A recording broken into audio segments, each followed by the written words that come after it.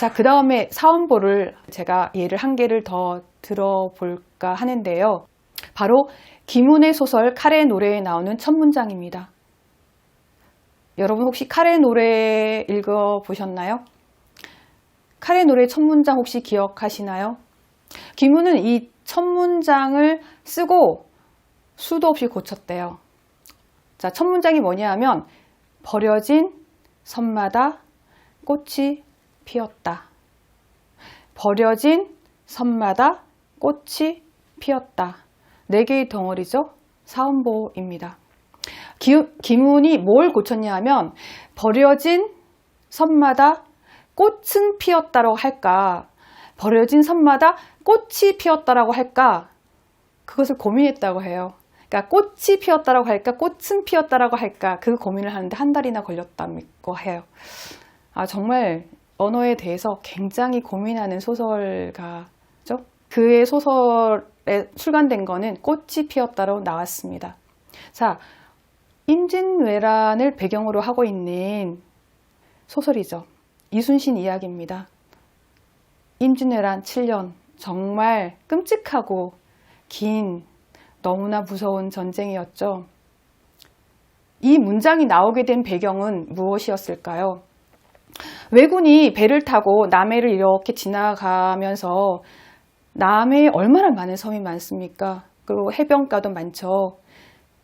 거기서 수많은 조선인들을 죽였습니다. 백성이고 군인이고 할 거 없이 정말 많은 사람들을 죽였죠. 그런데 도요토미 히데요시가 이런 명령을 내립니다. 너네들이 얼마나 많은 조선인들을 죽였는지 한번 나에게 보여달라고 그렇게 얘기를 하면서, 너네들이 조선인들을 죽였으면 그들의 코와 귀를 베어서 소금에 절여가지고 상자에 넣어서 일본으로 보내라. 그것을 너희들의 전공으로 내가 치겠다라고 얘기를 하죠. 그래서 왜구들은 조선인들을 죽인 다음에 코와 귀를 잘라서 소금에 절였습니다. 정말 끔찍한 얘기죠. 그랬더니 꽤 흡족했습니다. 그런데 조금 있다가 도요토미 히데요시의 그 신하들이 그럽니다. 죽은 이게 조선인의 콘지 일본인의 콘지 그걸 어떻게 알 수 있냐고 그렇게 얘기를 하죠. 그러니까 그 다음번에 어떻게 명령을 하냐면 안 되겠어. 조선인의 목을 베어서 상자에 넣어서 보내라 라고 얘기를 하죠. 자, 어떻게 됐을까요? 왜구들이 지나가는 모든 바닷가에 목 없는 시체들이 바다 위에 둥둥 떠오르기 시작한 것입니다. 정말 너무나 무서운 장면이죠. 그 바다는 어떻게 됐을까요? 붉은 피로 물들었겠죠. 목이 없는 그런 시신들이 둥둥 바다에 떠 있는데 섬들은 버려졌습니다. 왜? 왜구들이 자꾸 침범하니까 도망을 쳐서 피난을 간 거죠. 그러니까 섬에 살던 사람들이 다 이렇게 짐을 싸서 도망가니까 섬이 버려져 있는데 그 섬에 천년덕스럽게 꽃이 핀 거예요. 왜? 봄이 왔으니까 꽃이 핀 거예요. 자, 너무나 아름답게. 꽃은 무엇을 의미하죠? 생명이잖아요. 그 아름다운 생명이 피어났는데 바로 바닷가에는 시체들이, 목 잘린 시체들이 둥둥 떠 있었던 거죠. 이 광경 정말 끔찍한 광경 아닌가요? 사람들은 자신들의 탐욕으로 인해서 전쟁을 하고 누군가가 누군가를 죽이고 목을 자르고 코를 베고 귀를 베고 그런 끔찍한 일을 저지르고 있는데 꽃은 전혀 모른 채 꽃을 피운 거예요. 봄이 와서. 바로 김훈은 그 대비를 이 한 문장으로 표현한 것입니다. 버려진 섬마다 꽃이 피었다. 섬은 버려졌는데 꽃은 피인 거죠. 버려진 섬은 죽음인데 꽃은 생명인 거죠. 죽음과 생명이 이렇게 한 공간에 있는 것이죠. 이때 이순신은 어땠을까요? 이 전쟁에서 이겨야만 됐거든요. 이순신의 이 절체절명의 이 상황에서 이순신의 심정은 어땠을까요? 그래서 김훈은 사원보를 선택합니다. 사문보가 아니라. 그래서 김훈의 칼의 노래를 쭉 읽어보시면 거의 대체로 사음보로 되어 있어요. 네 덩어리로 잘라지게끔 리듬을 만들어 놓고 있거든요. 아주 의도적인 리듬이죠. 그 전쟁의 진중함과 엄숙함과 그런 무거운 분위기를 만들어내기 위해서 김우는 사음보를 선택한 것이죠.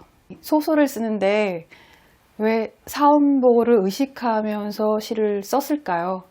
그는 알았던 거죠. 리듬이 얼마나 중요한지, 또 리듬이 얼마나 힘이 센지, 소설을 쓸 때도 시적 리듬이 얼마나 필요한지 그는 알았던 것입니다. 산문, 소설, 그 모든 서사적인 장르에도 시적 리듬은 굉장히 중요한 것입니다. 왜? 그것은 생명력을 느끼게 하는 것이기 때문이죠. 그런데 지금 우리 시대의 현대시, 제가 어디 가서 현대시 전공자라고 얘기를 하면 모든 사람들이 이렇게 얘기해요.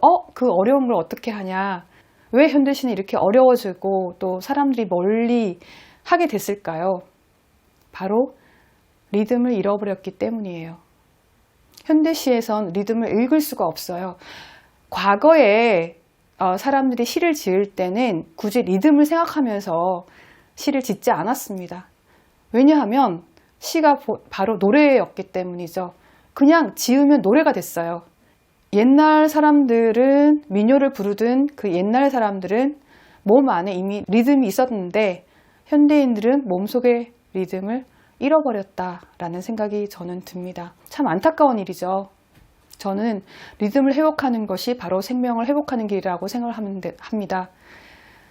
자, 지금까지 우리가 시를 왜 읽어야 되느냐라는 이야기를 가지고 이야기를 해왔는데요. 네 가지의 이유를 저는 다시 한번 정리를 해볼까 합니다.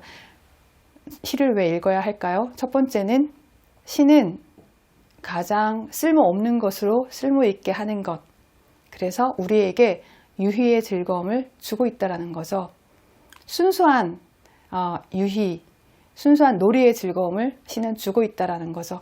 그래서 우리는 시를 읽어야 합니다. 어떤 효용도 눈에 보이는 어떤 화폐의 가치도 주지 않기 때문에 오히려 시는 우리를 자유롭게 한다는 거죠. 두 번째 이유는 시는 우리에게 인지적인 충격을 줍니다. 시를 읽었을 때 우리는 이 세계에서 저 세계로 마치 넘어가는 것 같은 그런 느낌을 받게 되죠. 내 영혼이 이 세계에서 저 세계로 가버린 듯한. 그래서 우리에게 너무나 익숙한 어떤 것들이 새롭고 참신한 어떤 것으로 보여지게 된다는 것이죠. 그 예를 고진하의 나무라는 시에서 살펴보았습니다. 봄이잖아요. 꽃나무들이 피어나잖아요. 여러분, 새로운 눈으로 고진하의 시를 읽고 그 꽃나무들을 한번 바라보십시오. 어제의 내가 아닌 또 다른 내가 만들어진다는 것을 알게 될 것입니다. 세 번째는 우리가 몰랐던 어떤 현실에 숨겨져 있었던 새로운 진실, 그런 것을 알게 된다는 거죠. 오디세우스 장군 이야기를 예를 들었는데요. 키르케라는 마녀 이야기를 했는데 그 이야기를 한 것은 바로 우리가 적어도 인간이라는 걸 잊지 말아야 된다라는 기억에 대한 이야기를 하고 싶었기 때문이다. 문학이라는 것은 망각과 싸우는 기억의 정치학이다라는 것이죠. 우리는 끝없이 우리가 인간이라는 사실을 잊지 말아야 된다. 그것을 일깨워주는 것이 바로 시라는 것. 그래서 그 예를 김기택의 흰 스프레이라는 시를 들어서 설명을 해보았습니다. 네 번째로는 제가 가장 중점을 두고 말씀드리고 싶었던 건데요. 바로 시는 리듬을 갖고 있기 때문에 우리에게 생명력을 전해준다라는 것이죠. 그 생명력, 저는 다시 찾고 싶습니다. 시대가 암울하고 불행할수록 시는 행복한 순간을 맞게 되죠. 굉장히 역설적인 이야기잖아요. 아우슈비츠 사건이 있었죠. 그러고 나서 수많은 시들이 만들어졌습니다.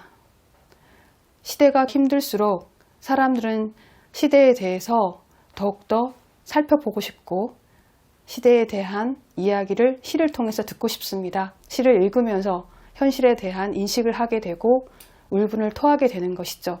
그리고 시를 통해서 그들은 다 하나가 될 수가 있습니다. 그것이 시가 주는 놀라운 힘이라고 저는 생각합니다. 지금 현대인들이 어떤 시대를 살아가나요? 제가 조금 전에 민요라던가 여인네들이 불렀던 시집살이 노래 그런 이야기들을 했는데 지금 현대인들은 그야말로 가상현실, 디지털의 시대, AI 이런 시대를 살아가고 있죠. 그들은 시를 읽지도 않고 시를 쓰려고 하지도 않습니다. 그것은 왜 그럴까요? 조금 전에 저는 이런 얘기를 했습니다. 시름이 많은 사람들이 노래를 한다라고요. 그럼 현대인들이 시름이 없어서 시를 읽지 않고 시를 쓰지 않는 걸까요? 시가 어떤 시름을 풀게 하는 요소는 바로 리듬이라고 했는데 그 중에 가장 좋은 예가 저는 굿이라고 생각하는데요. 굿에서 바로 무당들은 많은 노래를 부르고 망자와 산자의 노래를 함께 불러줘서 시름을 풀게 만들어주죠. 시골에 가면 노인네들을 만나는데 노인네가 자신의 이야기를 한번 들어보소 하고 자기 이야기를 하기 시작합니다. 한참 이야기를 하다가 나 이렇게 살았고 저렇게 살았고 한참 이야기를 하다가 이야기의 끝 부분 정도 가서는 타령조로 바뀌어요. 이야기가. 왜 그럴까요? 바로 자신의 이야기를 살아온 이야기를 이야기로 다 할 수가 없는 거죠. 노래로 해서 자신의 모든 삶을 드러내고 싶은 것이죠. 그래서 결국은 어떤 시름이든 노래를 통해서 그것이 풀려지게 하는데 그 이유는 바로 우리의 몸이 리듬이기 때문입니다.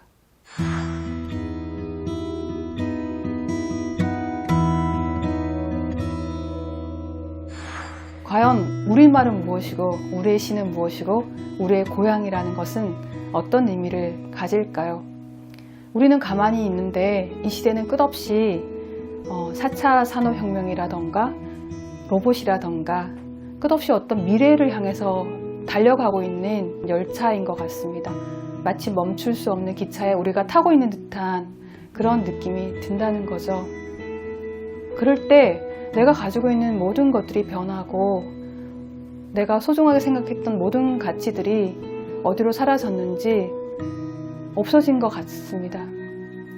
왜 다시 현대인들이 서점에 가서 윤동주 시를 읽고 정주영 씨 향수를 노래를 들으면서 음미하는 걸까요? 그것은 영원히 변치 않았던 소중한 가치에 대해서 다시 한번 환기해보고 싶어서 그렇게 하는 것이 아닐까요? 저는 이 가치야말로 앞으로만 달려가는 미래의 시대에 우리가 놓지 말아야 될 이상적인 가치, 그리고 우리의 가족에 대한 공동체 의식, 그것이 가장 소중한 가치가 아닌가라는 것을 다시 한번 반증해주는 그런 현상이라고 저는 생각을 합니다. 우리는 왜 시를 읽어야 하는가? 시가 우리의 심장 고동소리이기 때문입니다. 그리고 시가 우리의 맥박이기 때문이고요. 시가 우리의 호흡이기 때문입니다. 우리가 시를 먹고 또 시와 함께 웃고 또 시와 함께 울 때 이 메마르고 너무나 힘겨운 우리의 삶이 더 풍성해지지 않을까요? 여러분들은 어떠신가요? 우리는 왜 시를 읽어야 하는가? 단 한 그릇의 밥도 될 수 없고 단 한 자루의 칼도 될 수 없는 시. 그러나 그 시는 우리의 생명을 다시 돌아오게 하는 그런 예술이기 때문입니다. 이것으로 오늘의 이야기를 마치겠습니다.